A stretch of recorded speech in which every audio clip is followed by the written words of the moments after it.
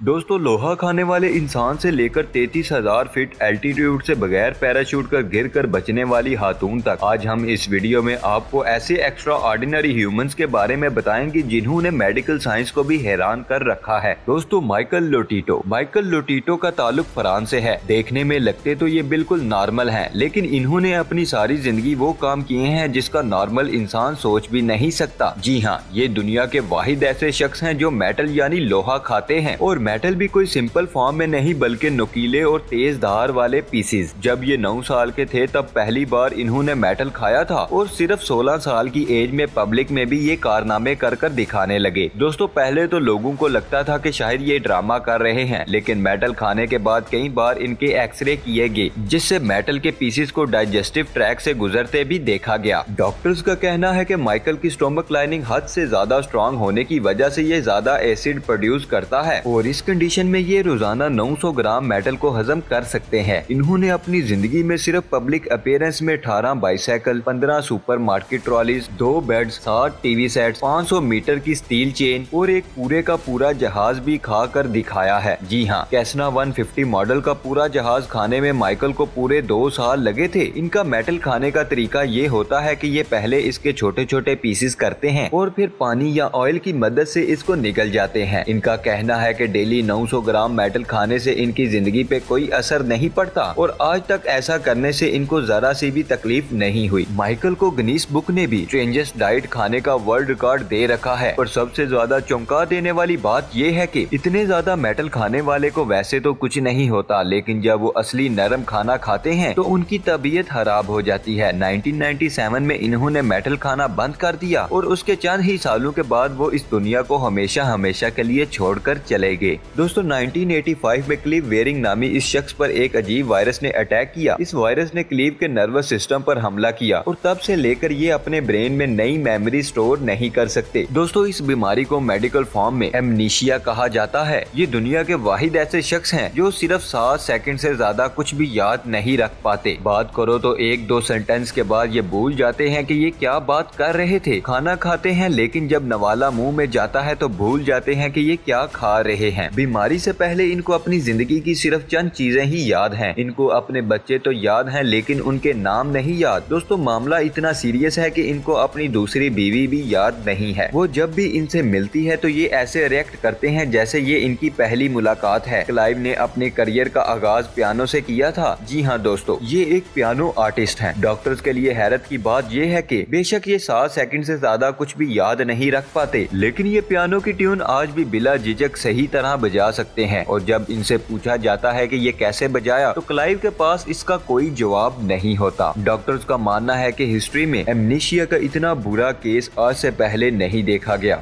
दोस्तों, डॉक्टर्स ये केस अपने करियर में पहली बार देख रहे थे जब इस चाइनीज खातून के सर पर बकरी के सींग निकलना शुरू हुए। चाइना के हैनन प्रोविंस में 101 साल की इस बूढ़ी अम्मा की सारी जिंदगी एक नॉर्मल अंदाज में गुजरी, लेकिन 100 साल की एज में इनके माथे पर एक सख्त गिल्टी बनना शुरू हुई। एक ही साल के अंदर अंदर ये हैरत अंगेज तौर पे 6 सेंटीमीटर लंबा एक सींग बन गया। ना सिर्फ इतना बल्कि माथे की दूसरी साइड पर भी सींग निकलना शुरू हो गया। डॉक्टर्स का कहना है कि ये सींग उसी मटेरियल का बना है जिससे इंसान के नेल्स बनते हैं, मगर ये बकरी की तरह इंसान के माथे पर कैसे निकला, ये मेडिकल साइंस अभी तक समझ नहीं पाई। दोस्तों, क्या कभी ऐसा हो सकता है कि 33,000 फीट की हाइट से कोई बगैर पैराशूट के गिरे और फिर भी जिंदा बच जाए? ओशन में गिरने से शायद 1% चांस है कि वो बच जाए, लेकिन यहाँ बात हो रही है जमीन पर गिरने की। ये है वेसना, जो 33,000 फीट यानी करीब 10,000 मीटर की हाइट से प्लेन से गिरी और बगैर पैराशूट के जिंदा भी बच गई। ये सब हुआ कैसे और आखिर इतनी ऊंचाई से गिरने पर ये जिंदा कैसे बच गई? इसके पीछे बहुत ही इंटरेस्टिंग कहानी है। दोस्तों, 26 जनवरी 1972 को एक एयरलाइन का एक जहाज सर्बिया जा रहा था। इस जहाज में 33 साला Vesna as a flight attendant job कर रही थी। इस फील्ड में इसको सिर्फ 8 महीने ही हुए थे। आज का दिन असल में इनकी छुट्टी थी, लेकिन वेसना नामी एक दूसरी फ्लाइट अटेंडेंट से इनका नाम मिक्स हो गया और किस्मत इनको छुट्टी वाले दिन भी ड्यूटी पर ले आई। दोपहर के 4:01 पर जैसे ही जहाज चेक रिपब्लिक के ऊपर पहुंचा तो अचानक उसके लगेज एरिया में जोरदार धमाका हुआ। इस वक्त जहाज अपने हाईएस्ट एल्टीट्यूड पर फ्लाई कर रहा था। इतनी ऊंचाई पर टेम्परेचर माइनस में और ऑक्सीजन ना होने के बराबर होता है। जैसे ही जहाज के टुकड़े हुए तो कैबिन में प्रेशर खत्म हो गया और क्रूज में सारे सारे पैसेंजर जहाज से बाहर गिरते चले गए। वैसना की खुशकिस्मती थी कि वो जहाज के पिछले हिस्से में ड्रिंक ट्रॉली के पीछे फंस गई, जिसकी वजह से वो लो प्रेशर जोन में ड्रैग ना हो सकी। तेजी से नीचे की तरफ जाता जहाज का पिछला हिस्सा इत्तेफाक से घने दरख्त और बर्फ के ऊपर जा गिरा और शायद यही वजह थी कि वैसना की जान बच गई। दोस्तों, इस हादसे में वैसना के जिस्म की सारी हड्डियां टूट गई। वो शुरू के 3 दिन कोमा में रही, लेकिन 1 साल के बाद हैरत अंगेज तौर पर वैसना अपने पैरों पर उठ खड़ी हुई। जी हाँ दोस्तों, ये थी हमारी आज की वीडियो। आई होप आप सबको वीडियो पसंद आई होगी। नीचे कमेंट कर हमारे साथ जरूर शेयर कीजिएगा और अभी तक अगर आपने हमारे चैनल को सब्सक्राइब नहीं किया तो इसे सब्सक्राइब कर दें। इंशाल्लाह मिलेंगे नेक्स्ट वीडियो में। अल्लाह हाफिज दोस्तों।